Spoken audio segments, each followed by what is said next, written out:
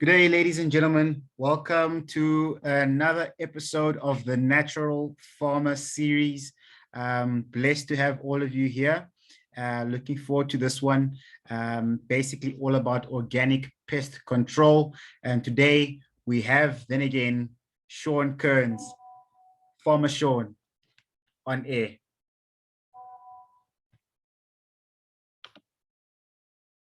Farmer Sean, take it away.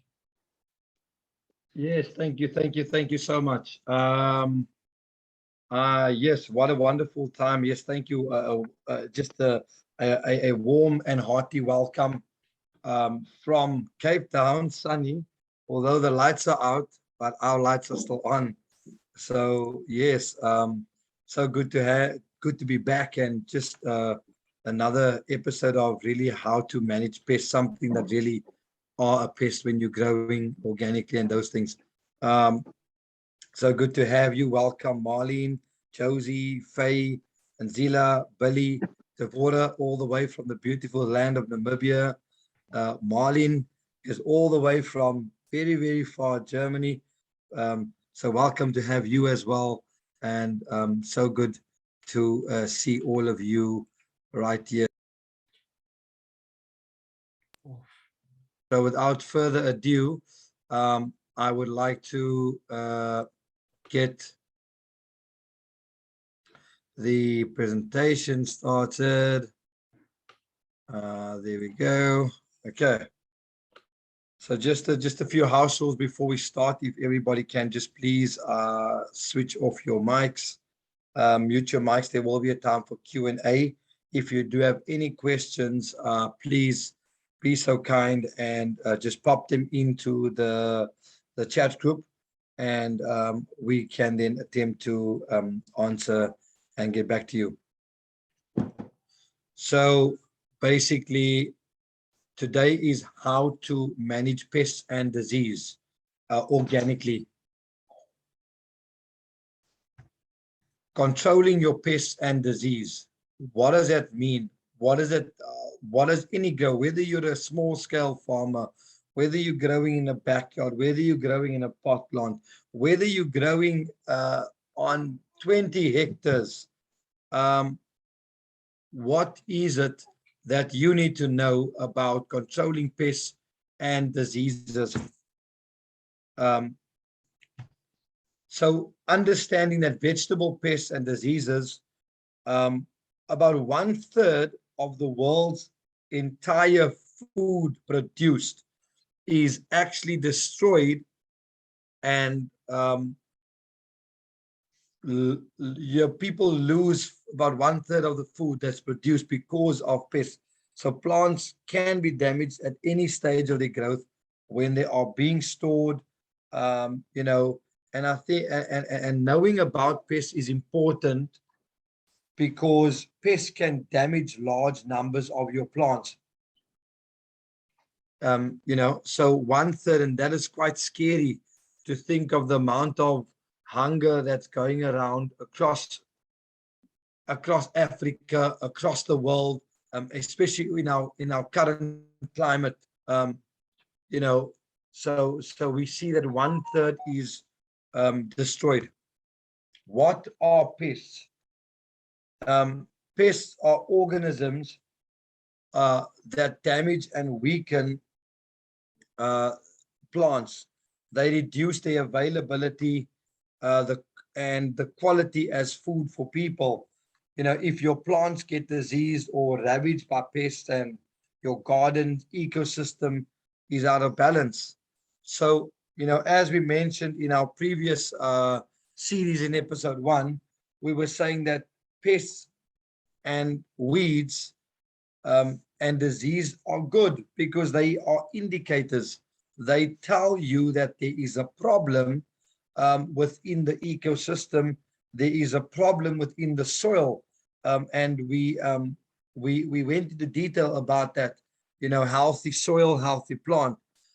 So there are organic gardening methods that aim to remedy this. Today we will attempt to take you through and navigate through the list. But first of all, it is very important that we understand the how a pest operates, the life cycle of it, understanding what brings about disease. We will chat a bit more. Today, we will have a bit of more interaction as well. So, if you have questions, if you have been a victim of pests in your garden, struggling with it, please put down your questions. We are here to help you. We can advise you on natural remedies, on all those type of things. So when your soil is compost rich, and remember that there is a process of compost becoming humus, and humus, and there are many other inputs that one can add into the soil that will increase the microorganisms, increase the minerals, which eventually in turn enhances quality plant growth. Strong, healthy plants simply should not attract pests. So like putting in biochar, activated charcoal, into your soil, popping in various bacteria, compost, to be able to transform, because the compost can reach your soil, but without the bacteria and the fungi active, it will not be able to break that down further into good food. So pests are grasshopper, nematodes, caterpillars, red spider mites. Oh, I hate spider mites. They are the worst nightmare. Especially, I was growing them the most amazing tomatoes, and you just really don't see them. They are so small, like really, really small, and they're always at the back of the leaf, and you see these little fine webs on the tomatoes. And red spider is really one of those, any organic farmer's nightmare as well. And we have then obviously the beetles, and termites. Termites very popular to Namibia as well, in the fields before you planting. So it's very good that you actually get rid of those things, as well as nematodes. Nematodes are good, but you do get a small variety of bad nematodes. So how do you create that balance within your soil? Did you know today that insects multiply by laying eggs? So they can have 3 or 4 stages in their life cycles. And a life cycle is the time from when the actual egg hatches until the next eggs are laid. So when you, as a farmer, grower, or any avid beginner wanting to grow anything, knowing about the life cycle of a pest can actually help you control it and grow the most amazing vegetables. So we must understand that there are 2 types of life cycles of insects. So the first type is the 4-stage life cycle of a moth, right? So we got the egg, we have the larva, we have the pupa, then it gets to a moth. So in the 4-stage life cycle, larva comes out of eggs. The larvae do not look like adult insects. Once fully grown, the larva produces a pupa in which they change, they metamorph into adults. And examples of insects with 4-stage life cycles are moths, butterflies, flies, beetles, and bees. And it is usually the larva, not the adults, that damages the crop. The little green little worm that you see that looks so cute, they look beautiful. I mean, those are silkworms. That's where our silk comes from. They're most amazing, They look so beautiful, the color, the spectrum. And I feel so sad, and that is why, chemicals are not good for nature. We need to deter these insects and pests, deter them. And while we're busy building soil fertility, the next stage is the 3-stage life cycle of a bug. And the 3-stage life cycle of the bug is nymphs, which comes out of eggs. The nymphs are the same form as the adults, but are smaller and softer, and maybe a different color. So examples of insects with 3-stage life cycles are like your grasshoppers, your termites, your scales, your bugs. So again, I would like to say, take this note down, write it down. Don't forget that this will be on our YouTube channel, so you can listen to it again, make notes, record in your garden diary. But by knowing the life cycle of pests, you can find out how to control them.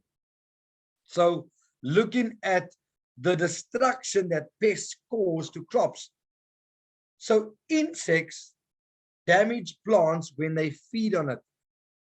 You must understand that your plants are food to insects, and nature is only doing what it's supposed to be doing. They will only attack plants that are weak, plants that has a very low water quantity in the leaves, because if an insect eats a plant that's full of water and good storage, and the brix is high, the carbohydrate content of the plant is high, then that insect will drown because of the water. To you and I, it might look like there's nothing, but when you break off, when you bought fruit and you open up the fruit, you find there's so much juice in it. When you take a spinach leaf, like Swiss chard leaf, and you break it, you get this crunchy break. You don't have to tear it. That's the water quality. It's crunchy, it's nice and thick. So some pests feed on only one type of plant, where others feed on different types of plants. So for example, the larvae or caterpillars of the citrus swallowtail butterfly feeds only on citrus such as oranges, lemons, and naartjies. Whereas the other pests, they again feed, for example, the larva of the Mediterranean fruit fly, which we are quite plagued in the Western Cape with, in South Africa, in the Western Cape, being home to the citrus, quite a lot of fruit being grown here.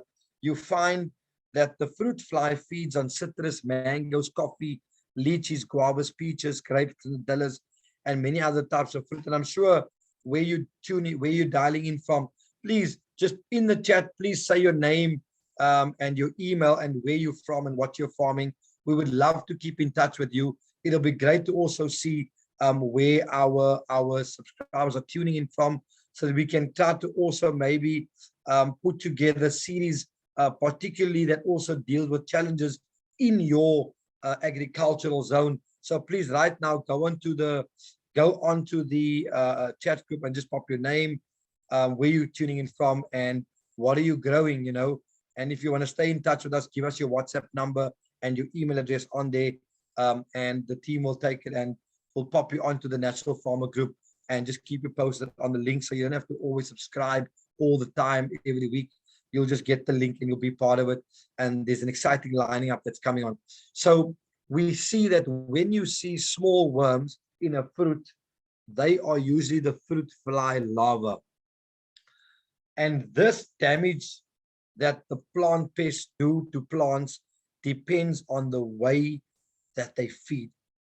So insects feed in one of two ways. They either chew or they suck.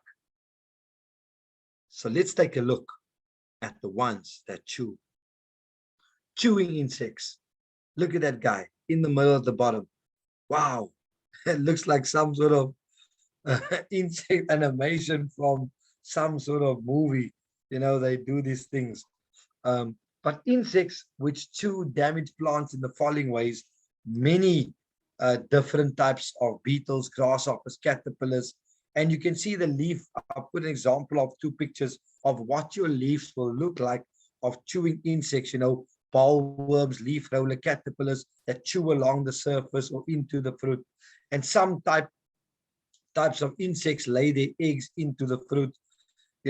The larva which comes out of the eggs that then chew on the fruit, such as fruit flies and codling moths, termites, and wood borers, chew and bore into the stems of the roots. They cutworms chew through the stems of seedlings. Those are the most worst things, is when you've just planted seedlings and you have cutworms. And we've got an excellent remedy for cutworms.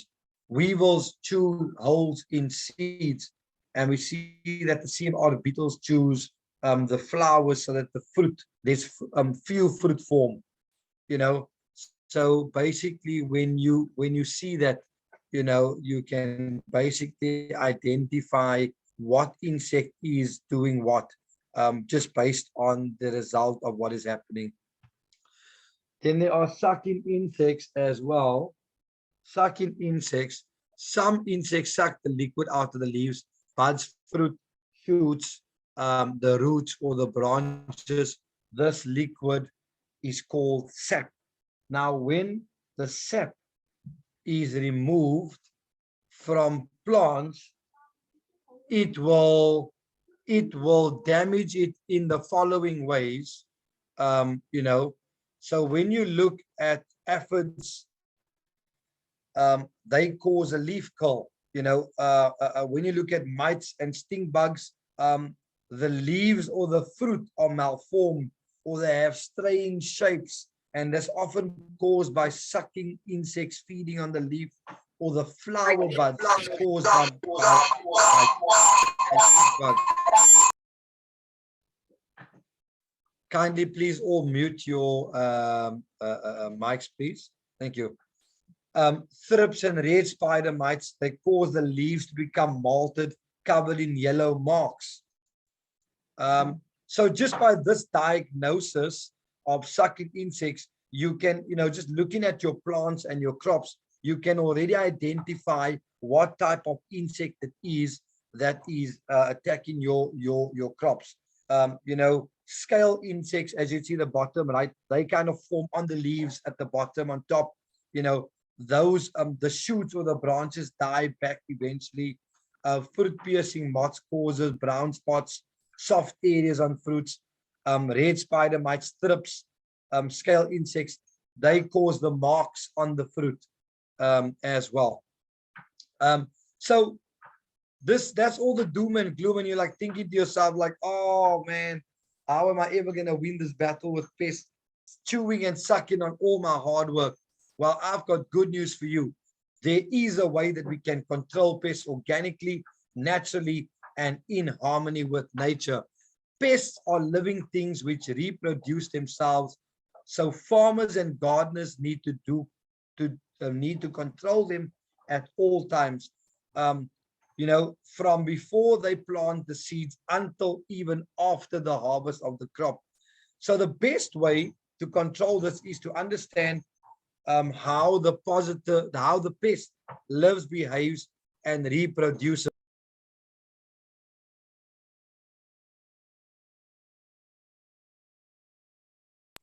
And you see that by understanding this, when you understand the behavior of the pest, its habitat, and how it reproduces, you are able to do things that can stop pests from increasing in number and becoming a problem.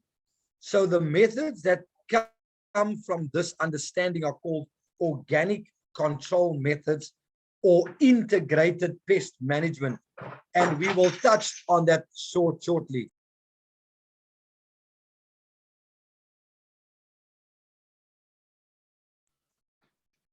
So many farmers control pests by using chemical poisons called pesticides. Now, different pesticides kill different types of living things. They don't just kill the insects, but they also kill the natural bacteria and fungi.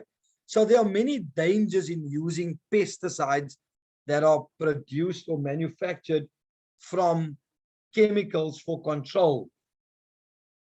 For the people applying them, for the environment, and for the people eating the food treated with pesticides. And that is why it's important that we actually really look at alternative organic control methods, integrated pest management, and we will go in further detail with that right now. So looking at integrated pest management, IPM. Many of you might have heard this terminology, IPM, integrated pest management, and it's like when I heard this term, I was like, wow, what is this? It's like integrated pest. Man, I'm only a beginner gardener. How do I do this? But I want to tell you, it's easy. It's easy. It's basically an integrated pest management system is exactly what the name says. It's a management system that is integrated in pest control. So one, keep your plants healthy. Healthy soil, healthy plant, no insects. Healthy plants are attacked by fewer pests and diseases, And the reason why that is that plants that have a shortage of minerals and water will also attract pests and diseases. Plants that are plenty in organic matter and mulch to keep the soil wet are not or least attacked by them. So do not dig. When you've built your beds and you've set out your garden, you dig once and you never dig again. You mulch, you cover the soil. I love the saying, birds have feathers, fish have scales, humans have skin, so the soil needs mulch. When we walk in nature, when we go into the forest, we walk into a lovely forest, hiking in the mountains, you always see the soil is covered by leaves, droppings, chips, cuttings, all these things. And when you scratch it away, remember when you go hiking, just move it away with your hand and you will see it's so moist. It will be 40 degrees outside, but the soil will be moist because mulch, chips, diversity of chips, of mulch, it displaces water, but it also retains water. Check the plants for pests. You know, this morning I got a call from one of our clients and she said, Farmer Sean, I've got this green little worm on my tomatoes. What do I do? I went away for 3 days, but I checked my garden when I came back. And that's important. As a gardener, as a farmer, as a grower, you need to check your plants daily. Walk through it. Check the plants. Look for signs. Look for the signs we gave you about has it got cuts on it. If there's one, don't take for granted that you see one leaf has one hole in it. The one hole will become many holes tomorrow and the next day, and within 1 week or in a day or in a few days, your entire crop can be lost. And it's similar like a cut or a wound on your body. When you cut yourself, the minute you don't treat that cut and you leave it to get infected and you leave it, eventually there's a possibility that that part of the body gets infected, you get sick, so it infects the whole body. But when you have a cut, you wash it off, you put antibacterial liquid on it, it's organic things, you bandage up, you close it up, and the body starts to heal it. And that's exactly what integrated pest management is, that you basically picking off the large pests. You wash away the small pests. When you see aphids, wash it off, or mealybugs, wash it off with a hose pipe, strong hose, just squirt them off. But you do that so you give the plant time to actually rejuvenate, build up strength, feed the soil. Initially, please, when you start gardening for the first time, you're gonna have to feed the soil, build soil fertility. The soil is like a bank. It's compound interest. It keeps on giving. So the more you put in, the more you're gonna get out. I love to say a garden is a gift. That is the gift that keeps on giving, right? Bury fallen fruit that have eggs in it, that have fallen, that have eggs, basically either bury it or give it to the pigs or chickens or whatever you have to feed from it, but don't allow it to lay there, just so that these things actually go from understanding the life cycle, the eggs, into all of these things. Again, so bury it, or throw it. Don't even throw it into the compost heap, because you'll be breeding it there, or give it to your animals or livestock to eat on those type of things. Use homemade pesticides. I will share with you a few today on pesticides, but just bear in mind, like everything bad, everything good too much is also bad. So these sprays do not cause problems that the chemical pesticides cause, but these sprays are still poisons, and so you must use them with care. Do not make the spray too strong or put too much on the plants, because you could damage or kill it. Always test an area. Don't think that too much Epsom salt is good, or too much spraying vinegar is good, or making a natural pyrethrin spray with the daisies, or too much onion spray, because so test, do the right amount, and definitely and test it on an area. However, there are formulated organic sprays that can be just purchased, off the shelf, natural bacteria that you can use to help assist your garden in alleviating the pest infestation. Encourage the natural enemies of pests. What does that mean? Right? So plant pests are all parts of their own food chains and food webs. There are many animals that eat pest animals, which eat crop plants. So these pest-eating animals, which we call predators or natural enemies, help to keep the pest numbers down. So a good example would be of, so instead of spraying the chemical pesticide, which will kill the insect, but it will also kill the natural enemy. So examples of natural enemies of plant pests are lizards, chameleons, insect-eating birds, ladybirds, ducks, chickens, larvae, praying mantises, spiders, wasps, some fly larvae as well. Some wasps lay their eggs into the larvae of the pest insects. Yes, I think you need to hear that again. Some wasps lay their eggs into the larvae of pest insects. So in getting more wasps into the area, I will show you at the end of this series how you can get this in. I've got some amazing recommendations for you that you can take with you and just incorporate it into your garden. So as you can see, I've given you a little diagram on the right-hand side. Some types of wasps lay their eggs into the larva, and that's how they do it. They lay it into them, and they use it as a carrier or casing. And when the wasp germinates, it kills off that animals. So the wasp larva then feeds into the caterpillar. The caterpillar then dies, and the wasp larva pupate. After a few weeks, adult wasps comes out of the pupa. So you're now breeding natural enemies, predators to fight off these pests.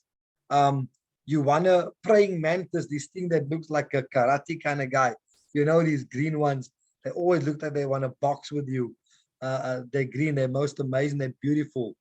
You know, ladybugs, ladybirds, which eats the scale insects, mealybugs, aphids, ladybird beetles, they're eating the flower aphids in the flower bugs, especially around your brassicas. When your cabbage or your cauliflower or your curly kale head is forming, it looks like little moldew and powdery and things there. That's your scale. That is where you need more ladybirds, you know. So at Seed to Harvest, we encourage natural enemies by leaving wild areas and by creating wildlife habitats in your garden. Creating, I don't know, last week in the last episode, we spoke about creating trap areas.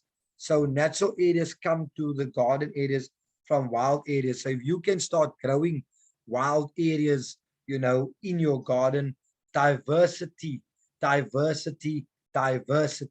of different types of plants, marigolds, stink africanas.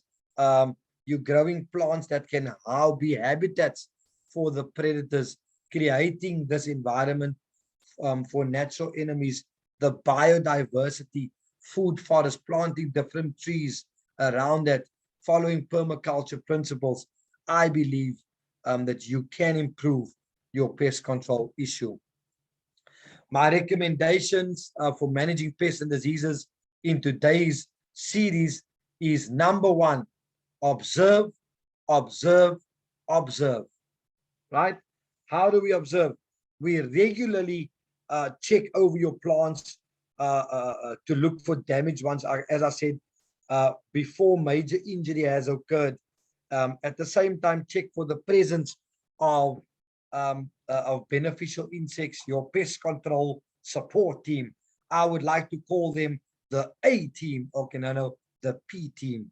So this is the P team, you know, your pest control support team. Get to know both beneficial and non-beneficial insects. Study it. See what are beneficials, what are non-beneficials, you know, as well as know how to read what likely causes the plant damage. And I know, listen, you might say, Farmer Sean, I'm new, I don't know what to do. Yeah, this will take some practice and some time, but when you keep on tuning into this series, keep on listening to our YouTube all the time, it will start making sense. Start learning, attending all of these type of things, start learning what this is. This takes practice and experience. So a magnifying glass is really a useful aid, reconnecting with nature, right? Check for the presence of beneficial insects as well, and that is very much important that you need to do. Become familiar with the life stages, become familiar with the life stages, and also just when you look at the life stages of the insects and around them, check at the typical stages. Or is it egg, is it nymph, is it adult, or is it egg, lymph, larva, or pupa, or winged adult? So have a look at that. Snails and slugs, which are mollusks, don't have to actually molt to grow. So adults lay eggs in clusters and they hatch into tiny mollusks, which then are transparent shells becoming bigger and harder. So with that, we have a biological approach. We'll share with you more on our bio insect range. You got to stay tuned. Don't leave. Andreas has got an amazing lineup for you on the various bacteria, biological products that we do have that can address this. Play detective. If you've never been Sherlock Holmes, now is your time to be Sherlock Holmes in your own garden. Look for symptoms and signs. And you'll see, I said it again, 5, play detective. Look for symptoms and signs. Symptoms are the plant's response to the pest invasion, wilting, growth, distortions, blight, leaf spots. Look for holes, tunnels. Check the presence or the evidence of the past visit. Look for the culprits. Bacterial, viral diseases are too small to detect, but you must remember that the symptoms must reoccur through the crop, and or the plant before it should be considered significant. But when bacterial and viral can be mitigated through the use of fungi, mycelium, rhizosmorphs. These are the fungi that are present on your crops as well, are very fine thread. The mycelium, which is a very fine thread-like filament, and it's only really visible when interlacing or forming a mycelium on the plant surface comes, and use bacteria, use other fungi to take this out as well. The rhizomorphs, it's a mycelium form of black flap or circular strings like bootlaces. Sclerotus are hard black lumps of mycelium, which can be as large as a pea on your plants. They can remain alive and dormant in soils for years, waiting for an infected plant to invade. So you see what happens. Disease only comes about to the plant once the plant is infected or it's attacked by pests. But the minute you keep pests off and the plant is healthy, disease won't come, much like our own body as human beings, So you're looking at fruiting bodies, soft mold. Look at your plants for snails, slugs, or trails. Look for honeydew. Look for the excreta, which comes in various shapes, sizes, and colors. Look for the exoskeletons, a hard skin which is regularly shed as they grow in size and leave behind on the plant tiny white skins like aphids into green fly. They do this. So again, play detective. It's very important that you do this.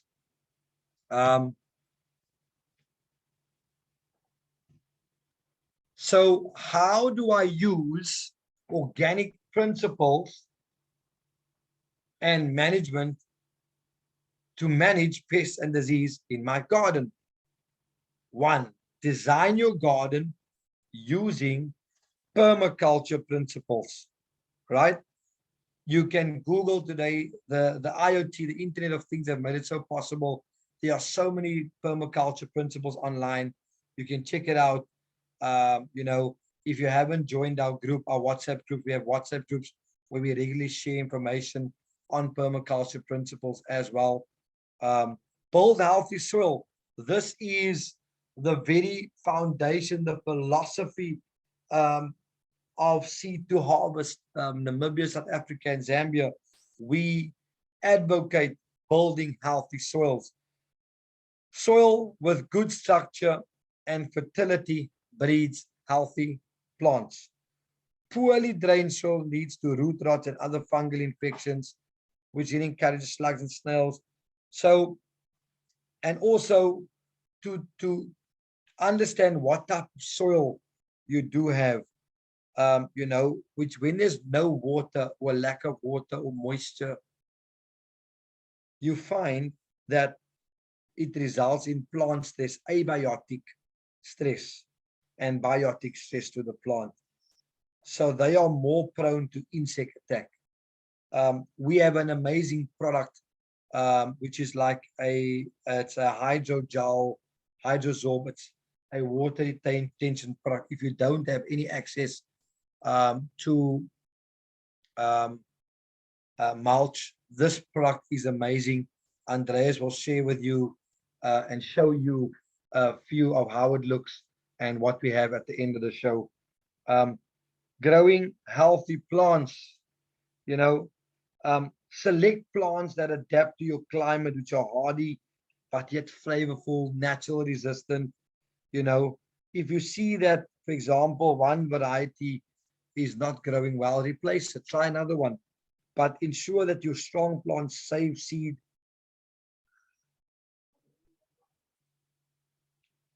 Exchange seed locally, start a seed bank in your community. We've got a seed saving group in South Africa and Namibia. If you're interested, please pop in the chat with your number, where you're from, and you can join that group. There are lots of opportunities, people sharing seed, and we're just creating a circular economy between communities and growing communities. Plant an insect-free area, a beetle bank, plant up some just different flowers and plants that can be houses. Trick your pests, disguise your plants. How do you trick your pests?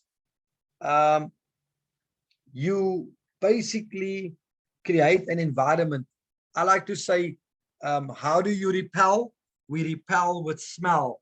Plants that are basically have got good smelly things. Insects don't like plants that are smelly.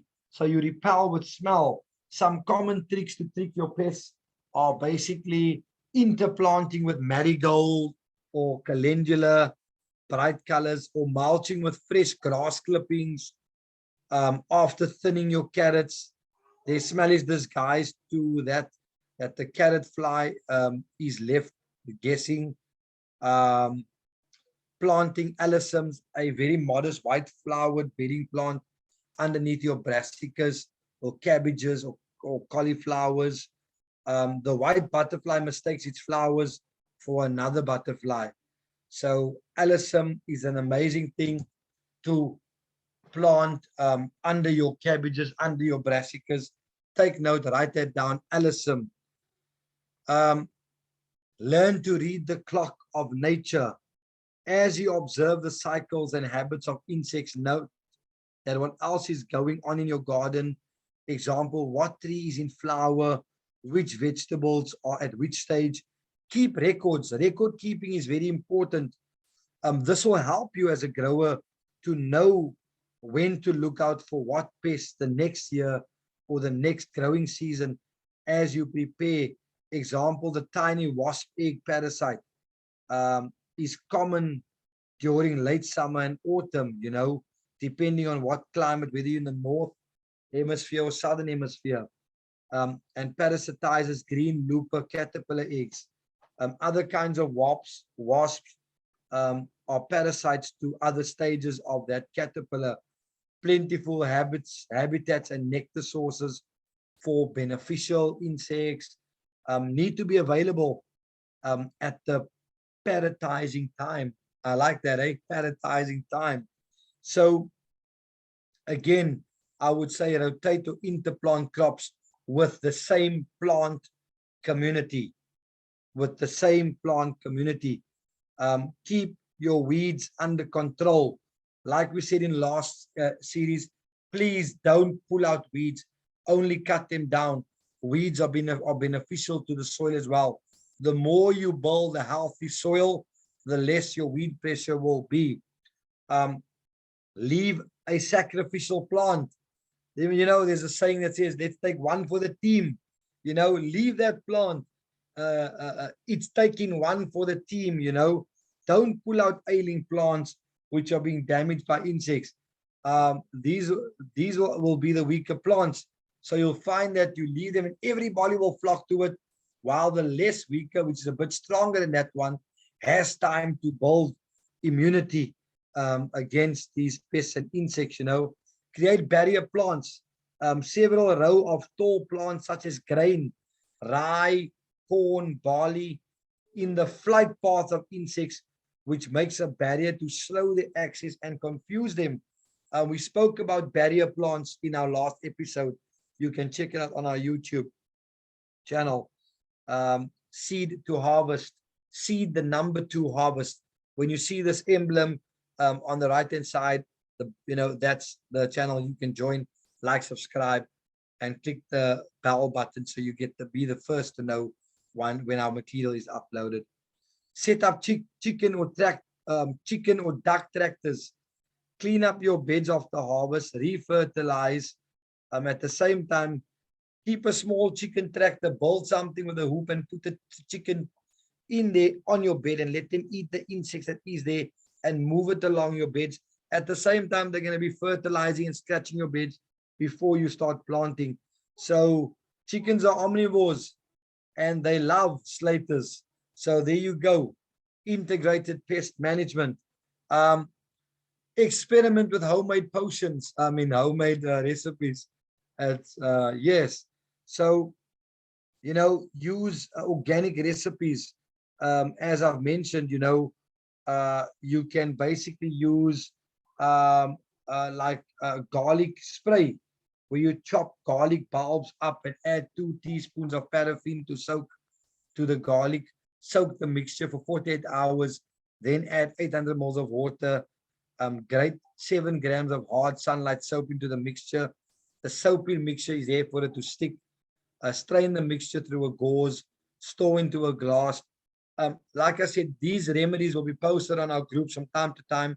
Please join our WhatsApp groups. Send us your details. Join the YouTube. We'll show you how to make them in the next coming weeks. We'll have the short videos to help you, to show you how this can be made. A general spray that you can use, which will repel most pests and also kill funguses, is 1 chopper, 1 onion, 1 chili, 1 garlic bulb. Steep it overnight in enough water to cover it.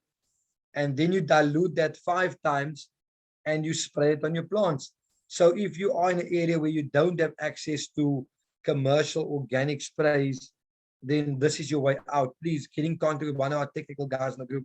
We will be sure to help you, and see how we can. But if you are in South Africa, Namibia, or Zambia, we have got a range of natural, these bacteria solutions that can help you much faster. It will be able to assist you as well in growing it, like using various bacteria, like Bacillus thuringiensis, as a biological pesticide which can control caterpillars. And these are all the ingredients: Bavaria bassiana strains, bioneem, natural bacteria. Andreas will give you a detailed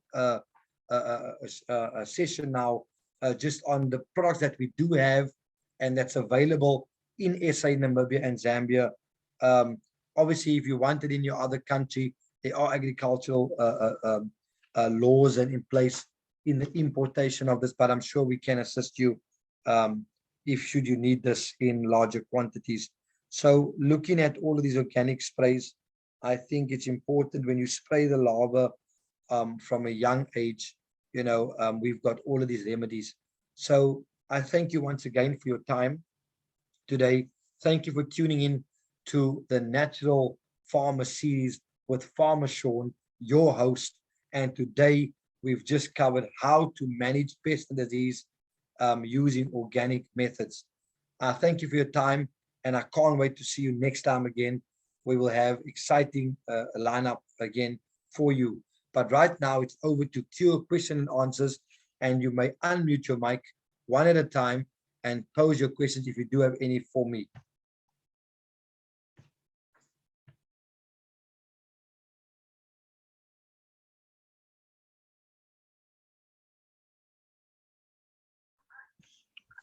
I think you can unmute there, Mr. Pinge.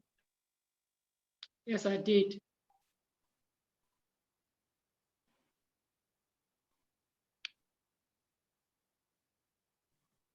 Hello, Devora. How are you? I'm blessed. How are you? Oh, blessed you. Thank you so much. Lovely to see you again. And thank you for tuning in once again. It's so nice that we really, build a family with our growers and those things. And yeah, thank you once again. But what's your question today? My question, I have actually few, but I think the one which I noted, you said I must go on your YouTube tutorial. What is a permaculture principles? Okay, my background, maybe just for you to understand.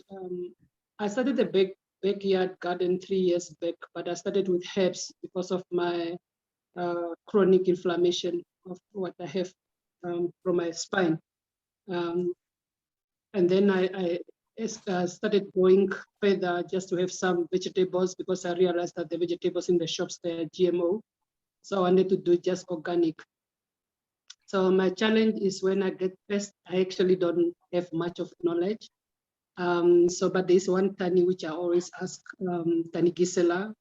Then she'll give me recipes like maybe ions, which I need to cook, and some chilies. That's why I have chili in my garden. Yeah, but those, I realized that you need to spray like 3 times a day, and I stay alone. So that's a challenge for me.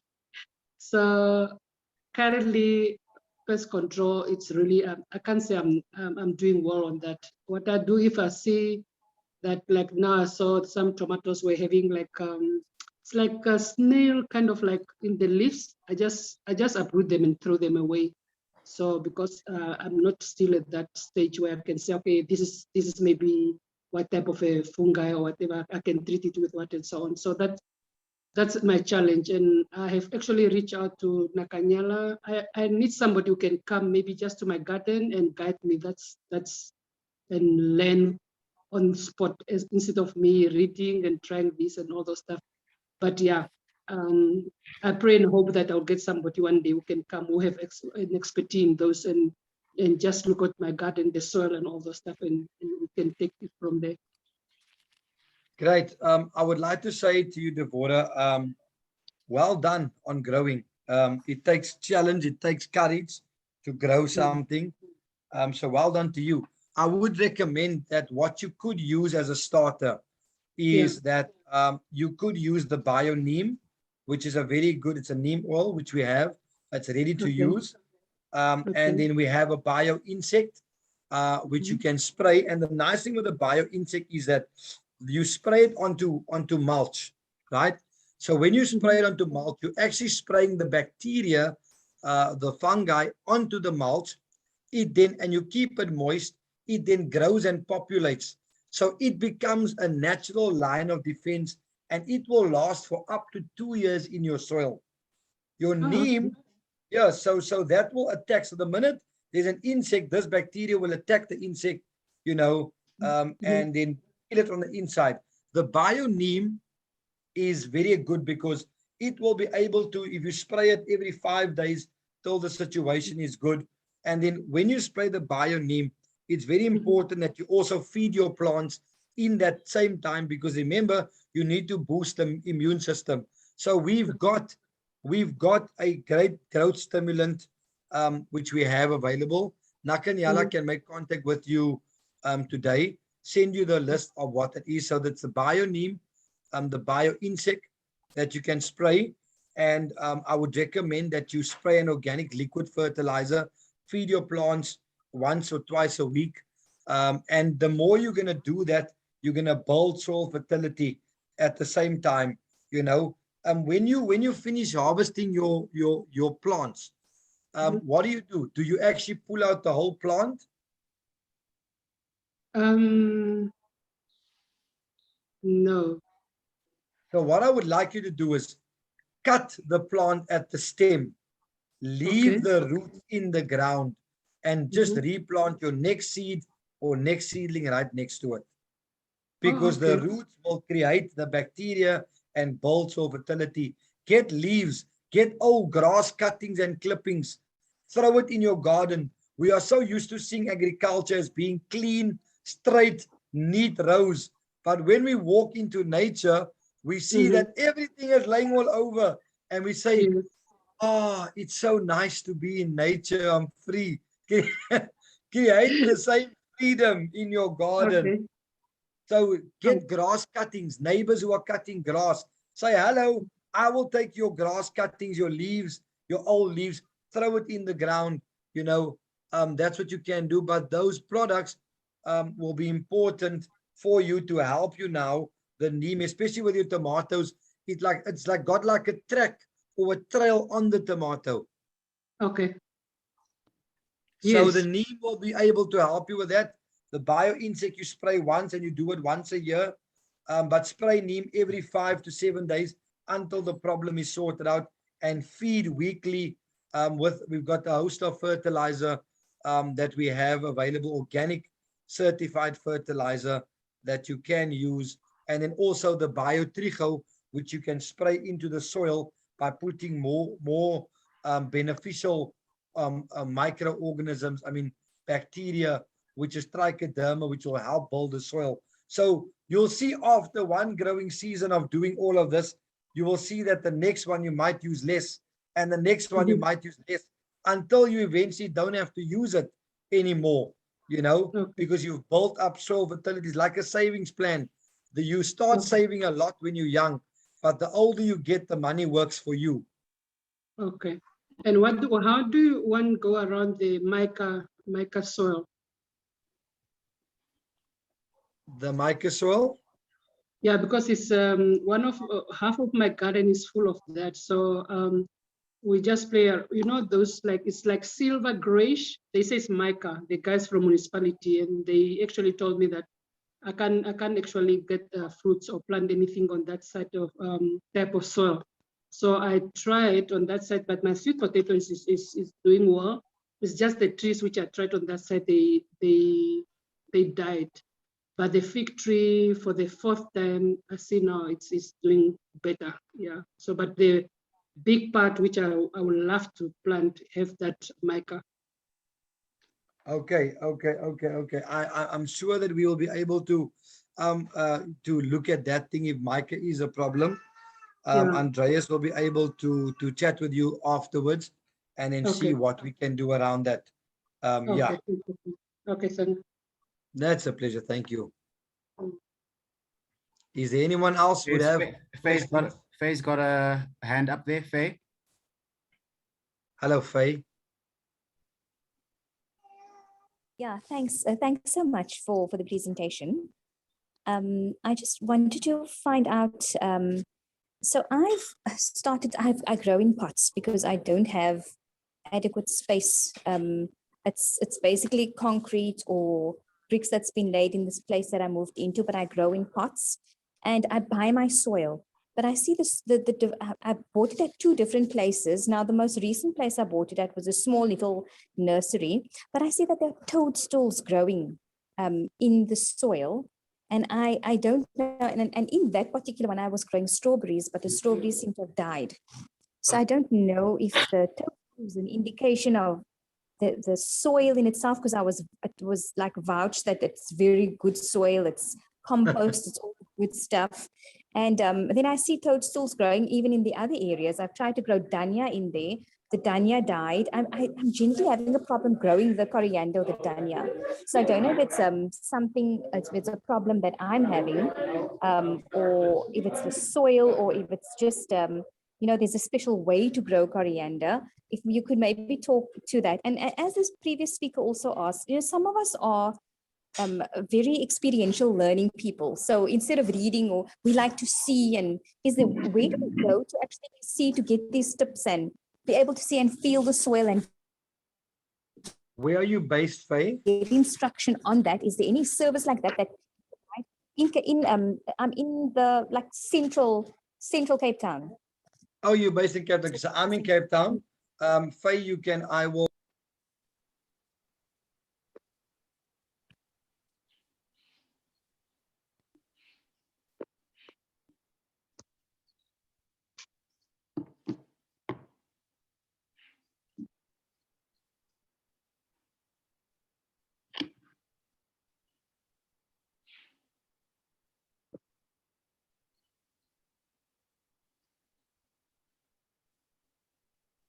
Sean, are you there? Faye? Hi, Faye. Oh, there you go.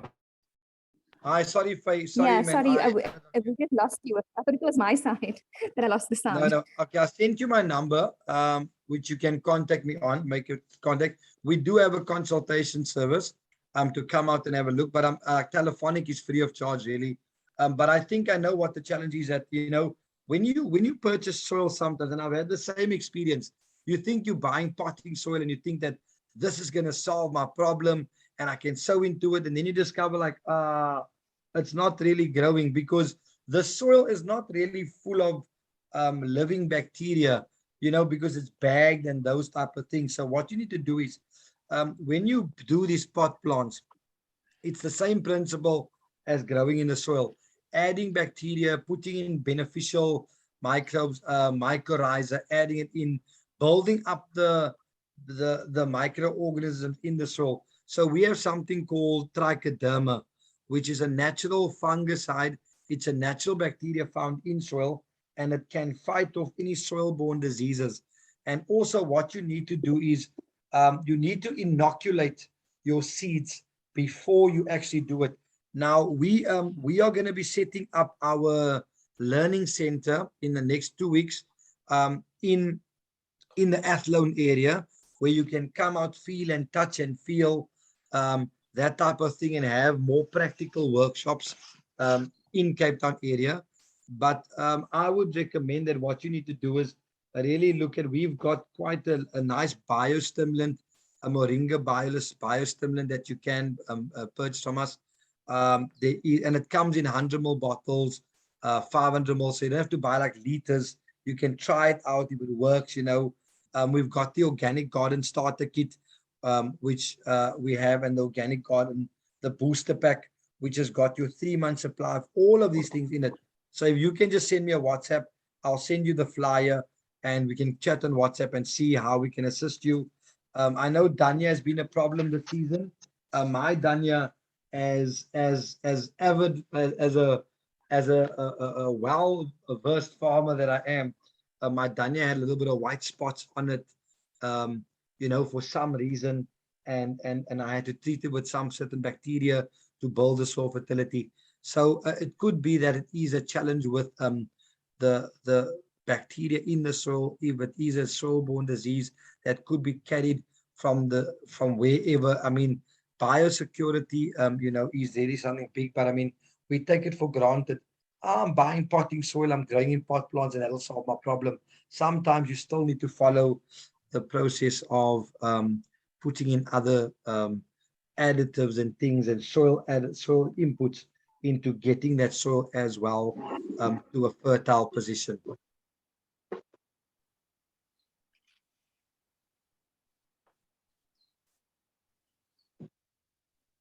Faye, did that answer my question?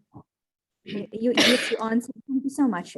You're right. When buying these soils, you are allowed into this false sense of security that it's perfectly fertile and you'll have no problems, but I'm actually finding that I'm finding a few problems with that. But thanks so much. I just sent in my email address. If you could please send me your catalog and also where we purchase the goods from. I'm sure it may be on your catalog. If not, please let us know. Otherwise, perfect. Thanks so much. Appreciate the information.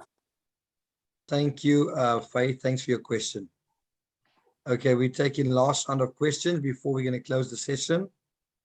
Anyone else? Hello, Billy. Good to see you again. Okay, well, thank you, everybody. It was so informative. Thank you for your questions. That definitely helps us.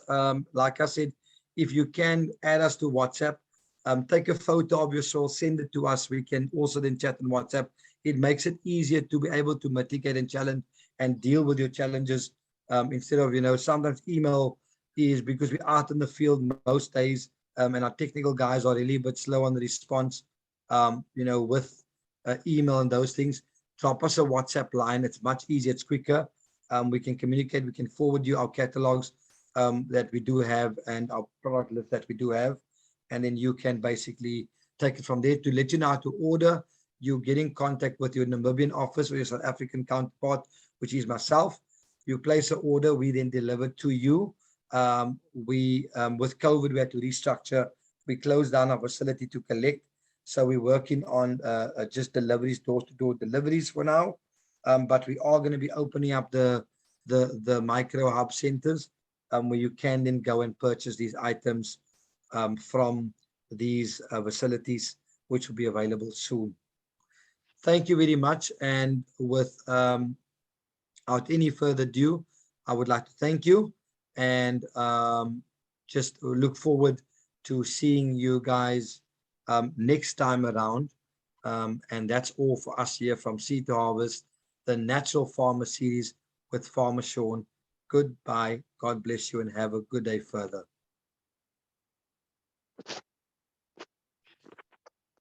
Over to you, Andreas. There we go. 1 second. Thank you everyone for tuning in. Thank you, Sean, so much for that very informative presentation on how to actually tackle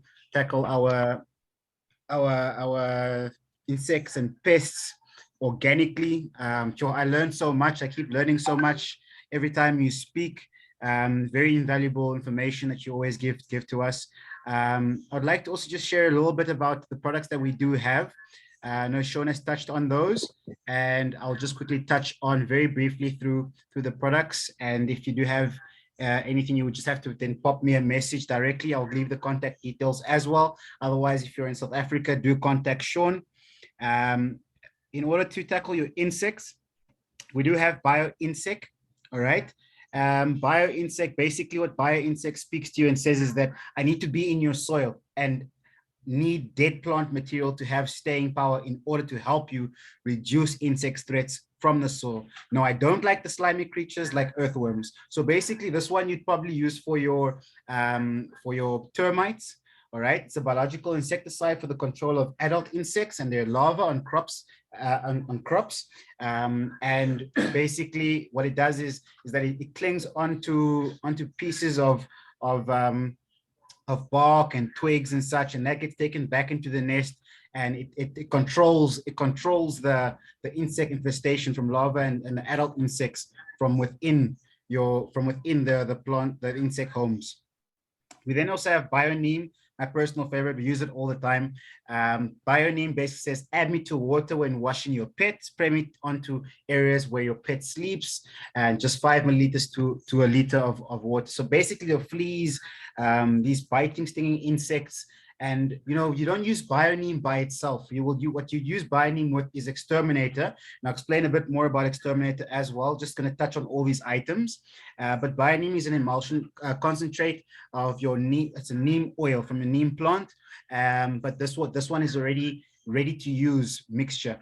All right. It's a concentrate contact and stomach insecticide for the control of biting and stinging insects on your crops. All right. It's also organic, an organic way. Everything that we have over here is organic that I'm explaining to you guys. And all these products are approved by EcoCert as well, EcoCert inputs.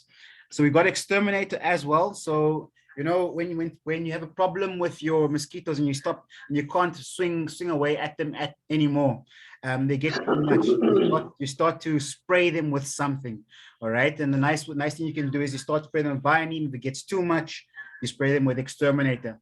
So Exterminator says to you that I can be used in the household for many insects. Just 5 milliliters of me to the 1 liter, and don't spray me on high gloss finishes, please. All right. So you basically, these are all contact surface insecticides. It's a suspension concentrate, contact and stomach insecticide for the control of biting and stinging insects as well. All right. But obviously just a lot stronger than the Bioneme.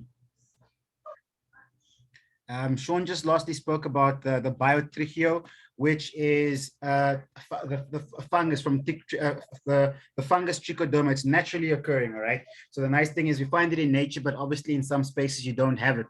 So it's a biological fungicide for the control of fungi on crops. You know, we've had Meme Aina on the show. She's been using our products really nicely, especially with the chicken. When the first day I actually went over to her place in Windhoek and looked at her backyard garden, she had some fungi. I hope Meme Aina's listening to me now. I hope you're using that Biotrichio in your garden because that's going to help you with your fungi. For those that have nematodes that are busy eating at your plants as well, all right? We've got Biotoad, a biological nematicide for the control of nematodes on crops. All right, and this also it's also just a mix, a concentrate where you mix it with water according to the directions that we give you. All right, like Sean has mentioned in the beginning, these are not chemicals; they're organic, but they are dangerous if used too much. All right, so you don't use too much of these inputs as application to actually reduce or mitigate your insect or pest infestation. All right, and I think that's about it. I don't want to touch too much on all the other cool goodies that we've got, but we've got the Hydrosorb, which we changed to the Hydro Cake. We've added some carbon to it. The Kelp Flakes, which is a beauty as well. We've got a couple of buckets of Kelp Flakes to boost your soil nutrition as well. Healthy soil, healthy plant. But yes, we're going to touch onto that into another show. But for now, I'd like to thank every single one of you for making the Natural Farmer series happen. Today, the first series 2 weeks ago, and for the next one, which we'll also announce when that will be and what we'll actually be talking about. Thank you also very much, and please do contact us on our numbers here on the screen. You can drop us an email at info.namibia@c2harvest.co.za for Namibia and info@c2harvest.co.za for South Africa, info.zambia@c2harvest.co.za for our Zambian counterparts, and then our numbers listed below as well on the slide. And what we will do is we will pop out a link for this one, so you can bounce back to it and then also just learn more and see what it was. Okay, I see Meme Pinge has also mentioned something there. We'll touch on to that, Meme Pinge. And yes, thank you guys so very much. See you next time. Love you all.